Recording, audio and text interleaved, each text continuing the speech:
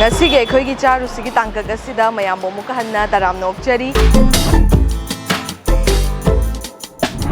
ngasi khoi na muk charushi thauram asigi da mag lakchari ba mafam ase phairamban ima Keithel mafam asida ni aduga ngasi khoi na changa dauri ba mafam sina nupi Keithel number 1 leimarel sida bi ima Keithel sa oi ga doine mafam sida Hangiba ima sing na yon biriba chakluk sing asida kari kari mathel yauri mahauna kamdawi haibado mayam punne yeng minasi mamangda aikoigi charushi thauram sigi tangkak amakhakdasu temporary market hairaga khangnaba ima mayamna Keithel phambiriba mafam sida su chatlaga mahau kaya amakhak yengjakre mafam ani se kayam yamna mahau sing se khenabano haibadushu mayam punna ngasi yeng minasi haidana mafam sida mung lakjabani mayam changsilaga dudi yeng lurasi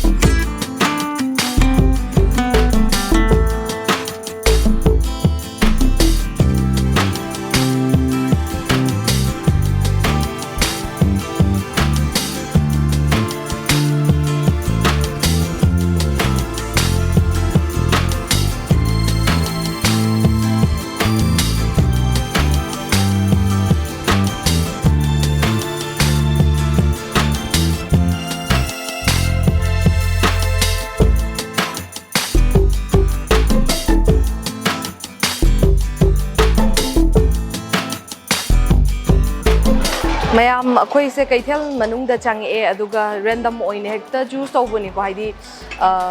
potpham se yam yame ado mama mayam na thongbi ba thakpi ba mayam se ngasi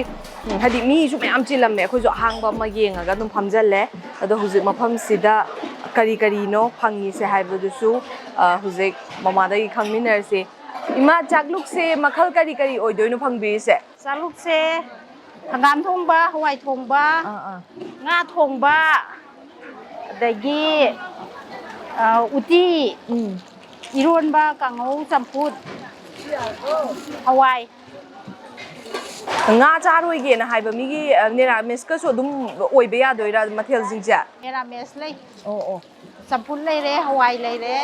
adagi uti lei re ko adum hang khoi gi nga gi changlu go ma sembiro dudi ma mathel jingse kamai tawi haiba do yengjarage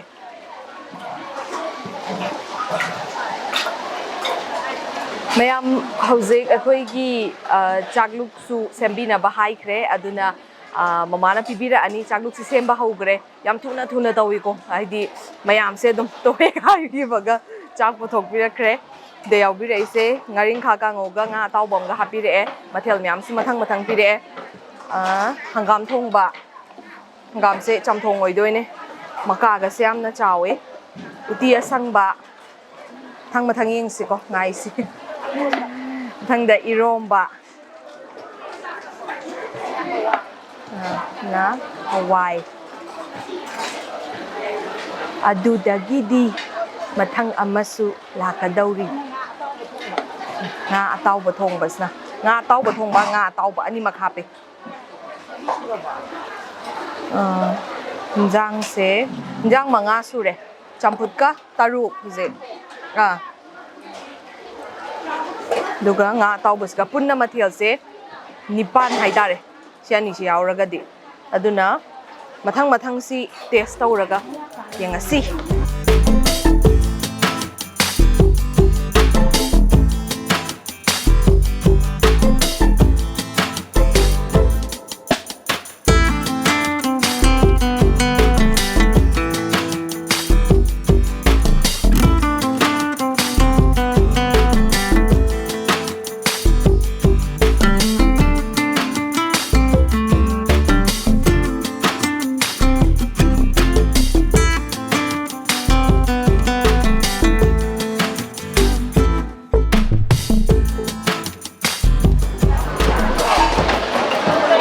na ham to oge mayam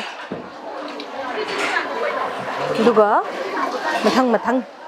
yengasi champut hana yengasi kobi gi champut ni ꯀꯣ ꯏꯃꯥꯎ ꯌꯥꯝ ꯆꯥꯎꯋꯦ ꯊꯨꯝꯃꯦ ꯀꯣꯕꯤ ꯃꯁꯥꯅ ꯊꯨꯝꯕ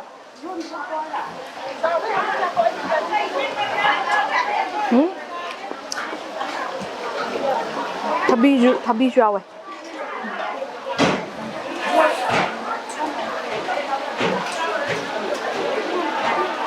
ꯊꯨꯝꯃꯦ ꯀꯣꯕꯤꯁꯦ ꯑꯁꯦꯡꯕꯒꯤ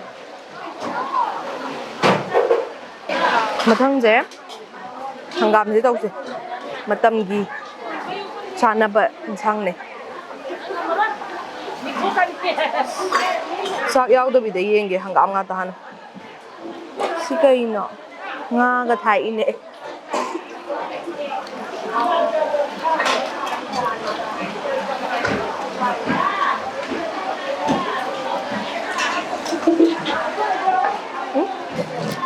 하와?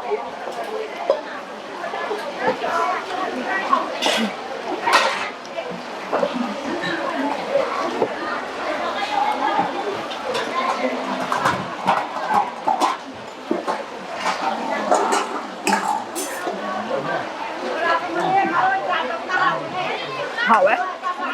hanggam제 thốt lò ngay đến khạc hào về sụp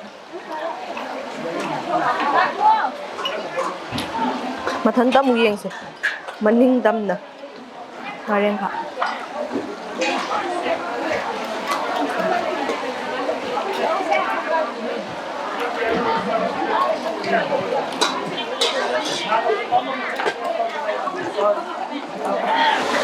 ꯃꯥ ꯆꯝꯐꯨꯠ ꯑꯗꯒꯤ ꯃꯊꯦꯜ ꯃꯌꯥꯝꯁꯦ ꯆꯝꯐꯨꯠꯁꯤꯁꯨ ꯃꯇꯝꯒꯤ ꯑꯣꯏꯅꯗꯤ ꯑꯗꯨꯝ ꯇꯧꯔꯝꯗꯣꯏ ꯃꯥꯜꯂꯦ ꯍꯥꯏꯗꯤ ꯀꯣꯕꯤ ꯌꯥꯝ ꯐꯪꯕꯅꯤꯅ ꯀꯣꯕꯤ ꯃꯔꯥꯡ ꯀꯥꯏꯅ ꯀꯣꯕꯤ ꯇꯧꯔꯦ ꯊꯕꯤ ꯃꯇꯝꯗ ꯊꯕꯤ ꯇꯧꯔꯦ ꯑꯗꯒꯤ ꯉꯁꯤꯒꯤꯁꯦ ꯊꯕꯤꯁꯨ ꯌꯥꯎꯕ ꯃꯥꯜꯂꯦ ꯊꯕꯤ ꯊꯦꯡꯅꯩ ꯀꯣꯕꯤꯁꯨ ꯌꯥꯝ ꯍꯥꯎꯋꯦ ꯃꯊꯟꯇ ꯊꯨꯝꯕꯗꯣ ꯑꯗꯨꯃꯥꯏꯅ ꯇꯧꯋꯦ ꯑꯗꯨꯒ ꯆꯝꯊꯣꯡꯁꯦ ꯍꯪꯒꯥꯝꯁꯦ ꯁꯤꯁꯨ ꯃꯇꯝꯒꯤ ꯑꯗꯨꯝ ꯇꯧꯕ꯭ꯔꯥ ꯀꯥꯡꯁꯣꯏꯁꯦ ꯃꯃꯥ ꯃꯇꯝꯒꯤ ꯁꯧꯒ꯭ꯔꯤ ꯃꯇꯝꯗ ꯁꯧꯒ꯭ꯔꯤ ꯊꯣꯡꯉꯅꯤ ꯍꯋꯥꯏꯗ꯭ꯔꯥꯛ ꯈꯔ ꯃꯔꯥꯡ ꯀꯥꯏꯅ ꯍꯋꯥꯏꯗ꯭ꯔꯥꯛ ꯊꯣꯡꯉꯅꯤ ꯑꯗꯨꯝ ꯃꯇꯝꯒꯤ ꯑꯗꯨꯝ ꯃꯇꯨꯡ ꯏꯟꯅ ꯆꯦꯟꯖ ꯇꯧꯋꯦꯕ ꯎꯇꯤꯁꯦ ꯑꯩ ꯆꯥꯕꯨꯗꯤ ꯆꯥꯗ꯭ꯔꯤ ꯑꯗꯣ ꯎꯇꯤꯁꯦ ꯁꯪꯇ꯭ꯔꯤꯛ ꯁꯪꯉꯦ ꯌꯥꯝ ꯐꯖꯩꯕ ꯃꯁꯛꯁꯦ ꯑꯗꯣ ꯎꯇꯤꯁꯦ ꯃꯪꯒꯟ ꯎꯇꯤ ꯀꯩꯀꯩꯁꯨ ꯃꯌꯥꯝ ꯂꯩꯗꯅ ꯃꯈꯟ ꯃꯈꯟ ꯑꯗꯨꯁꯨ ꯃꯔꯛ ꯃꯔꯛꯇ ꯑꯗꯨꯝ ꯇꯧꯕ꯭ꯔꯥ ꯃꯥ ꯁꯤꯜꯂꯒ ꯁꯤꯜꯂꯦ ꯑꯗꯒꯤ ꯎꯁꯣꯏ ꯎꯇꯤ ꯊꯣꯡꯉꯤ ꯃꯪꯒꯜ ꯎꯇꯤ ꯊꯣꯡꯉꯤ ꯑꯗꯨꯝ ꯊꯣꯡꯉꯦ ꯄꯥꯜ ꯎꯇꯤ ꯊꯣꯡꯉꯤ ꯑꯣ ꯁꯒꯨꯂꯥꯏ ꯉꯥꯛꯁꯛ ꯉꯥꯡꯕꯗꯣ ꯉꯁꯤꯒꯤꯁꯦ ꯀꯩꯅꯣ ꯑꯣꯏꯗꯣꯏꯔama ꯄꯥꯡꯈꯣꯛ ꯃꯅꯥ ꯌꯥꯎꯕꯗꯣ ꯑꯣ ꯍꯋꯥꯏ ꯊꯔꯥꯛ ꯉꯥꯛꯇꯅ ꯁꯪꯕꯁꯨ ꯌꯥꯎꯋꯦꯕ ꯃꯔꯛꯇꯗꯤ ꯑꯗꯨꯒ 이롬바세 ngasi기세 kayno male kobi masoi ko kobi masoi kobi managane adagi monjaubi kai mix tawraga lonba sisu dum matamgi taw biramani adudi matamgi oina da phangi myam se ngasi champutje kobi gi tawena haidi kobi dum tawni ha belaite matam dugi ko haidi beans kumba de gajar gumba su myam phangi dana ko adu gumba su tawba yawe haibi aduga kangsoi sisu makhan adum tawi iromba su matamgi mana masing phangbaduna dum dagi uti su dum do iromba sai lautharure kharaga lauthage yam de huji lauthaise iromba se ko iromba se ong yengsi uti do taste so yam hawbane hoi uti se aina last thongye do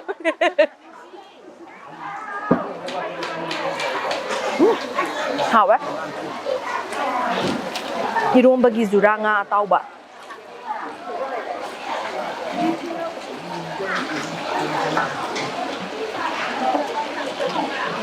ado ai ma chung chai kan da atopa potpham yam da su chak na taba tan gumba bora gumba hau jawe singju su ado bora ga singju ga su lauraga yeng se ba aduna somna kan gi mama hoi da gi bora ga singju ga lause mama singju ga bora ga se asi su lauge haidi asom da gi ado mama na haibi hoi plate ama lause bora su singju ga bora ga laujage dudi mathang je hawai bora su lakhre huzik ngahaki mikup kharagi fractions of second da pairakre sai siko service se hekta mai ni ko masu diam phajam ne uti do ꯍꯥꯎꯕ ꯍꯥꯎꯇꯕꯗꯤ ꯈꯪꯗꯦ ꯎꯇꯤꯗꯤ ꯍꯥꯎꯁꯨ ꯍꯥꯎꯔꯝꯗꯕ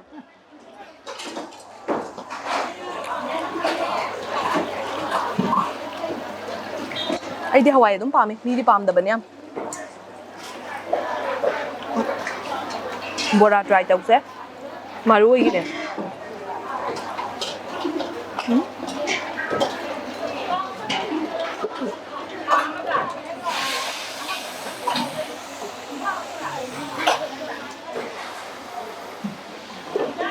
ꯁꯤ ꯈꯔ ꯃꯊꯧ ꯇꯧꯒꯅꯤ ꯍꯥꯎꯋꯦ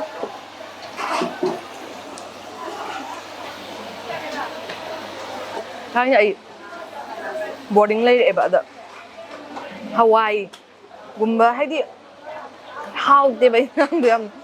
ꯌꯥꯝ ꯁꯦꯡꯅ ꯑꯗꯨꯝ ꯍꯥꯎꯇꯦꯕ ꯑꯗꯨ ꯃꯇꯝꯗ ꯍꯥꯏꯗꯤ ꯌꯨꯝꯗꯒ ꯆꯥꯔꯤꯗꯣ ꯈꯣꯠꯇꯣ ꯑꯗꯣ ꯃꯇꯝꯗꯨꯗ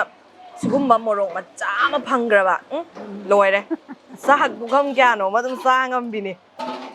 ꯍꯥꯏꯗꯤ ꯃꯇꯝꯗꯨꯗ ꯃꯣꯔꯣꯛꯁꯨ ꯆꯥꯕꯗꯣ ꯆꯥꯍꯟꯗꯦꯕ ꯌꯥꯝ ꯀꯟꯅ ꯑꯗꯨꯒꯤꯅꯦ ꯁꯤꯡꯖꯨꯁꯨ ꯂꯥꯛꯑꯦ ꯍꯧꯖꯤꯛ ꯌꯥꯝ ꯍꯥꯎꯗꯣꯏ ꯃꯥꯜꯂꯦ ꯃꯃꯥ ꯁꯤꯡꯖꯨꯁꯨ ꯂꯥꯛꯈ꯭ꯔꯦ ꯍꯧꯖꯤꯛ ꯑꯗꯣ ꯕꯣꯔꯥꯁꯦ ꯀꯣꯕꯤ ꯂꯩ ꯕꯣꯔꯥ ꯑꯃꯒ ꯇ꯭ꯔꯥꯏ ꯇꯧꯒꯦ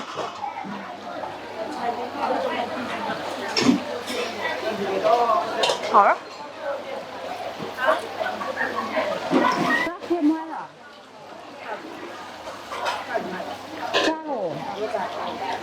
ꯑꯗꯣ ꯁꯤꯡꯖꯨꯁꯨ ꯇ꯭ꯔꯥꯏ ꯇꯧꯁꯦ ꯇ꯭ꯔꯥꯏ ꯇꯧꯗ꯭ꯔꯤꯉꯩꯗ ꯃꯃꯥꯗ ꯃꯊꯦꯜ ꯑꯗꯨꯒ ꯆꯥꯛꯂꯨꯛꯀꯤ ꯄ꯭ꯔꯥꯏꯁ ꯀꯩꯀꯩꯁꯨ ꯍꯪꯍꯧꯁꯦ ꯃꯃꯥ ꯁꯤꯒꯤ ꯉꯥꯒꯤ ꯑꯣꯏꯕ ꯆꯥꯛꯂꯨꯛꯁꯦ ꯁꯤ ꯃꯃꯜ ꯀꯌꯥ ꯑꯣꯏꯒꯗꯣꯏꯅꯣ ꯄꯨꯂꯞ ꯃꯊꯦꯜ ꯁꯨꯕ ꯀꯥꯟꯗ ꯃꯊꯦꯜ ꯁꯨꯔꯒꯅꯤ ꯏꯁꯤꯡ ꯑꯃ ꯍꯥꯞꯄꯒ 150 150 ꯑꯗꯣ ꯉꯁꯥꯏ ꯅꯤꯔꯥꯃꯤꯁ ꯃꯊꯦꯜꯒꯨꯝꯕꯁꯨ ꯐꯪꯉꯤꯗꯅ ꯑꯗꯣ ꯏꯆꯝ ꯆꯝꯕ ꯍꯥꯏꯇꯥꯔꯦ ꯑꯗꯨꯗꯩ ꯄ꯭ꯔꯥꯏꯁꯁꯦ ꯀꯌꯥꯃꯨꯛꯇꯒꯤ ꯁ꯭ꯇꯥꯔꯠ ꯇꯧꯒꯦ ꯂꯨꯄꯥ 70ꯗꯩ ꯍꯧꯔꯦ 70ꯗꯒꯤ ꯑꯣ ꯑꯗꯣ ꯑꯌꯨꯛ ꯉꯟꯇꯥꯗꯒꯤ ꯑꯣꯏꯔꯝꯗꯣꯏ ꯃꯥꯜꯂꯦ ꯃꯃꯥ ꯍꯣꯏ ꯂꯥꯛꯄꯤꯕꯁꯦ ꯄꯨꯡ ꯀꯌꯥꯗꯒꯤ ꯀꯌꯥꯕꯨꯛꯀꯗꯤ ꯍꯥꯡꯒꯦ ꯑꯗꯒꯤ ꯀꯁꯇꯃꯔ ꯃꯤ ꯆꯥꯛ ꯆꯥꯕ ꯂꯥꯛꯄꯁꯤꯡꯁꯦ ꯁꯤꯗꯤ ꯀꯔꯝꯕ ꯃꯇꯝꯗꯅ ꯈ꯭ꯋꯥꯏꯗꯒꯤ ꯆꯤꯟꯕꯒꯨꯝꯕ ꯑꯗꯨꯃꯥꯏꯅ ꯑꯣꯏꯒꯦ ꯄꯨꯡ 10ꯗꯩꯅ ꯄꯨꯡ 1ꯐꯧꯁꯦ ꯆꯤꯜꯂꯦ ꯑꯣ ꯑꯗꯨꯒ ꯍꯥꯡꯕꯗꯤ ꯑꯩꯈꯣꯏꯗꯤ ꯄꯨꯡ 8 ꯑꯗꯥꯏꯗ ꯂꯥꯛꯑꯦꯕ ꯑꯗꯨꯒ ꯍꯣꯔꯦꯟ ꯍꯟꯕꯅ ꯂꯣꯏꯁꯟꯕꯅ ꯄꯨꯡ 3 ꯑꯗꯥꯏꯗ ꯂꯣꯏꯁꯟꯕ ꯅꯨꯡꯊꯤꯟꯒꯤ ꯑꯣꯏꯅ ꯑꯣ ꯑꯗꯨꯒ ꯌꯨꯝꯗ ꯑꯗꯨꯝ ꯍꯜꯂꯦ ꯑꯗꯨ ꯐꯥꯎꯕ ꯑꯣꯏꯗꯣꯏꯅꯦꯕ ꯃꯌꯥꯝꯁꯦ ꯄꯨꯟꯅ ꯑꯗꯨꯝ ꯐꯝꯃꯤꯁꯦ ꯂꯣꯏꯅꯃꯛ ꯑꯣꯏꯗꯣꯏꯔꯥ 3 ꯁ꯭ꯋꯥꯏꯗ ꯑꯗꯨꯝ ꯇꯧꯕꯁꯦ ꯑꯗꯨꯝ ꯊꯦꯡꯕ ꯐꯝꯕ ꯌꯥꯎ ꯃꯃꯥꯒꯤ ꯑꯣꯏꯅ 3ꯗ ꯂꯣꯏꯁꯟꯕ ꯂꯣꯏꯁꯜꯂꯦꯕ ꯑꯇꯩ ꯄꯨꯡ 8 9 ꯐꯝꯕ ꯌꯥꯎꯋꯦꯕ ꯑꯗꯨꯒ ꯑꯩꯈꯣꯏꯅ ꯄꯨꯡ 3 ꯑꯗꯨꯗ ꯑꯗꯨꯝ ꯂꯣꯏꯁꯜꯂꯦꯕ ꯉꯁꯤꯒꯤ ꯉꯥꯁꯦ ꯁꯤꯁꯦ ꯀꯩ ꯉꯥ ꯑꯣꯏꯗꯣꯏꯅꯣ ꯃꯥ ꯑꯇꯥꯎꯕ ꯑꯗꯩ ꯑꯊꯣꯡꯕꯗ ꯍꯥꯞꯄ ꯁꯤꯜꯚꯔꯅꯦꯕ ꯃꯇꯝ ꯑꯁꯤꯁꯨ ꯉꯥꯁꯨ ꯑꯗꯨꯝ ꯁꯤꯟꯕ ꯌꯥꯎꯕ꯭ꯔꯥ ꯌꯥꯎꯋꯦ ꯅꯣꯡꯃꯒꯤ ꯑꯐꯪꯕ ꯍꯥꯏꯇꯥꯔꯦ ꯍꯣꯏ ꯔꯧ ꯇꯧꯕ ꯑꯗꯒꯤ ꯃꯤꯔꯒꯜ ꯀꯩꯀꯩ ꯇꯧꯕꯗꯣ ꯍꯣꯏ ꯌꯥꯝ ꯍꯥꯎꯋꯤ ꯍꯧꯖꯤꯛ ꯐꯥꯎꯒꯤꯁꯨ ꯃꯊꯪ ꯑꯃꯨꯛ ꯌꯦꯡꯉꯒꯦ ꯃꯊꯪ ꯑꯃꯨꯛ ꯌꯦꯡꯉꯁꯤꯀꯣ ꯃꯌꯥꯝ ꯑꯗꯨꯗꯤ ꯃꯊꯪꯁꯤ ꯁꯤꯡꯖꯨ ꯑꯃꯨꯛ ꯇ꯭ꯔꯥꯏ ꯇꯧꯁꯦ ꯁꯤꯡꯖꯨꯁꯦ ꯄ꯭ꯂꯦꯠ ꯑꯃꯒꯤ ꯆꯥꯡꯅꯦꯀꯣ ꯌꯥꯝꯅ ꯌꯥꯝꯃꯤ ꯍꯋꯥꯏ ꯃꯇꯣꯟ ꯌꯥꯎꯏ ꯃꯪꯒꯟ ꯌꯥꯎꯏ ꯂꯐꯨꯊꯔꯣ ꯀꯔꯤ ꯀꯔꯥ ꯂꯣꯏꯅꯃꯛ ꯈꯨꯍꯥꯎꯁꯦ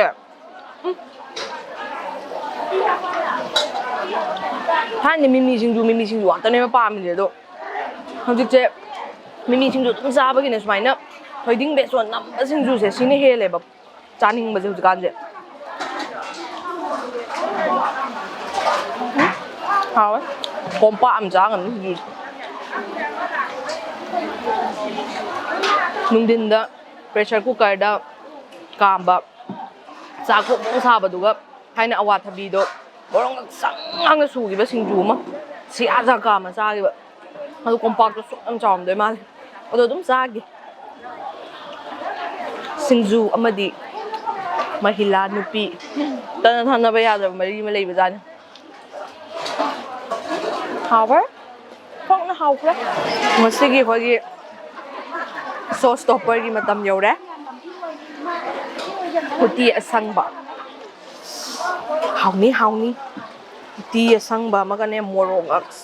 ꯉꯥꯡꯅ ꯃꯦꯠꯄ ꯑꯃꯒꯅꯦ ꯆꯥꯕꯗꯣ ꯑꯩꯗꯤ ꯄꯥꯝꯖꯈ꯭ꯔꯦ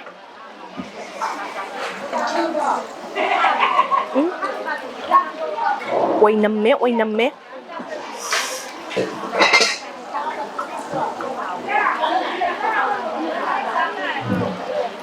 ꯑꯁꯥꯝ ꯍꯥꯎꯕꯁꯤꯕꯨ ꯀꯥꯏꯗꯩ ꯂꯧꯗꯣꯏꯅꯣ ꯁꯤꯕꯣ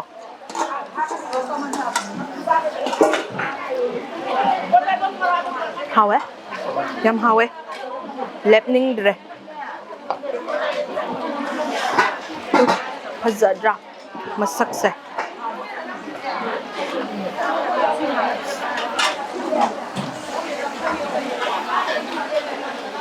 cha injang je mahau je masak ke haini kitang attractive oido ko machu de mamende oigera hedi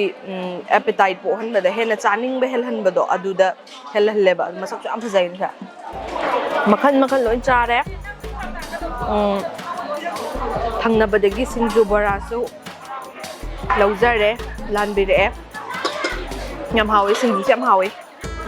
mimi happy ro urai na hai bane ba ima duna ado ina mimi hapa to ganu mimi hap da bidon chaning ene lo bane yam hawi mathel nyam je loi hawi uti thong masi sauce topper je kai hai ni matik sa ba deserve oi ba sauce topper oi yam hawe hangam gi chamthong ji jo hawe hangam je tho tho la ro ga su tum ba do mai tawe loina mak ti hawe aina khwai pam ba se uti thong ba se sisna oi re singju ga ngasigi ado ngaring kha jo hawe ado hoi ani shi haijaragi ngasigi aina khwai pam ba se ado makhal mayam se yoima ngasai mama so hai bi khredana ko chagluk makhal 70 dagi hauraga isai apamba hinjang mathel do loboi matung in price adum la ani nong phado adum kaithel da laaga sak hinjang mahau tang bi bayai hawi yamna dagi thabai ngang chathu ubada pharak tar su ko ado ai amba kaithel da lakpi ba mama hoi myam se saloi mak chak sai ngasai dai laaga kaithel kara ko myam su lai bora chai som thangna ba porthom lomda yam hawi ado mathang da su khoigi charushi ge episode da tongan ba mafam mayam ama chacharake mahau mayam se pun explore taw minasi aduga mayam na su comment adum mayam na yohaning ba mafam sing do dum haibiramu anaw ba mafam sing da anaw ba mahau sing punna khangni nasi ngasi gi damak tadi charushi gi thauram na mayam bu amuka hanna khurum jeri